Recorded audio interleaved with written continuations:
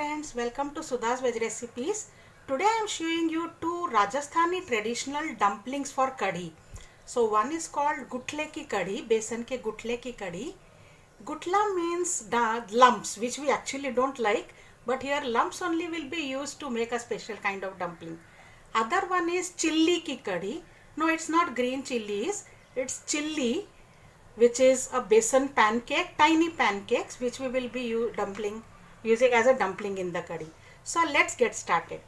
So here I have taken 1 cup of curd and 2 cups of water in it. This one is 1 cup of gram flour or besan or chickpea flour, whatever you call it. From this 1 tablespoon of flour, I'll add to the curd and water mixture, and in the rest I am adding some spices.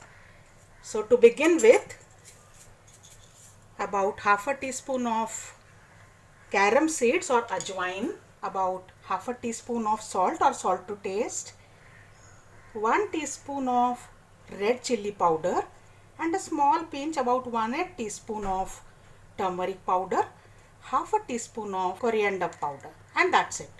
We will dry mix this first and then we will add water.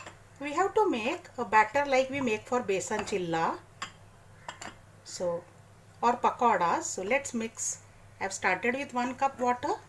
Let's see how much we require. So half cup water was enough right now to begin with, and I keep this aside. Let's take this now.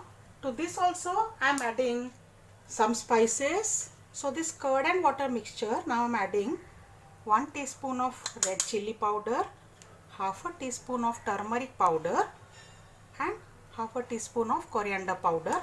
Remember, I am not adding salt to this right now, because if we add salt now, there are chances the curd may split when we are cooking it. So we will add it later. Blend this well. You can use a hand blender or run this through a mixie jar, so that this becomes a homogeneous mixture. Next, let us cook a large pan and cook this mixture into the pan. Add some more water, stir this continuously. Now we can shift this to another burner, and meanwhile we can make our chilies over here. So I am heating the normal roti tawa. You can also use non-stick tawa, though it is not required. I have added little more water, about 1 tablespoon to this. So let's mix this well now. To the curry mixture, I am adding some green chilies and ginger juliennes. You can also add curry leaves, but traditional recipes of Rajasthan do not have curry leaves. It is as it was not in the vegetation earlier. So now I am making the chilies over here. Drop tiny pancake kind of things here. You can also add onions finely chopped if you want to this mixture, though in traditional recipes they are not used. These are made as a substitute to pakoras, as always the fried stuff is not that is preferred one. I'm adding a teaspoon of oil around this, and let's cook this. We need not cover this. Let them cook on open. Stir this slightly so that oil is distributed to all of them. Let's wait till the top layer is settled and dried slightly, and then we will flip them over. Meanwhile, we will continuously stir our curry.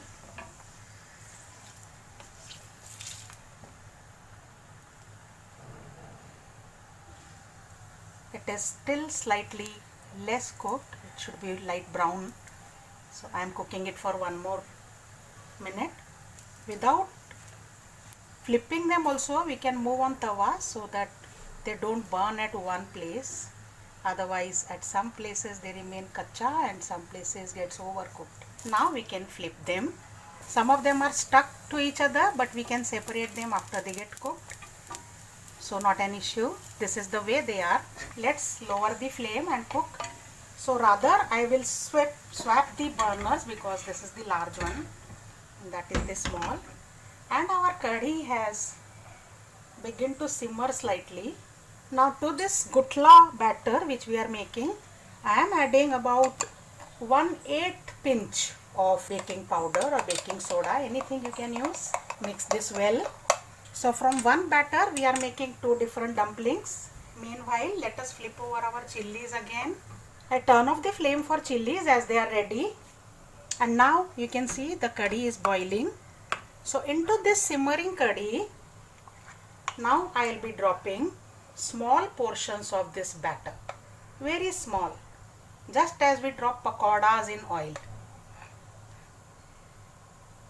They will get cooked in this simmering curry and form lumps, that is gutli in Hindi. Alternately, you can also make gutli ki sabzi by doing the same procedure. Instead of curry, you can cook them in tomato onion gravy of your choice.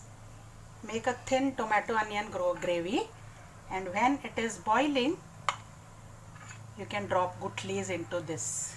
Remember to make the curry slightly thinner because it will absorb some water and it will turn hard later. Let this get cooked. Can you see the dumplings getting formed? The gutlis have formed here. They are nothing but actually boiled pakoras instead of fried pakoras. There is some more batter. I don't want to waste this. I am adding that also to the pan. We need to simmer this at least for 10 minutes. Now it's the time to add salt to the curry. You remember we had not added salt because otherwise the curd splits.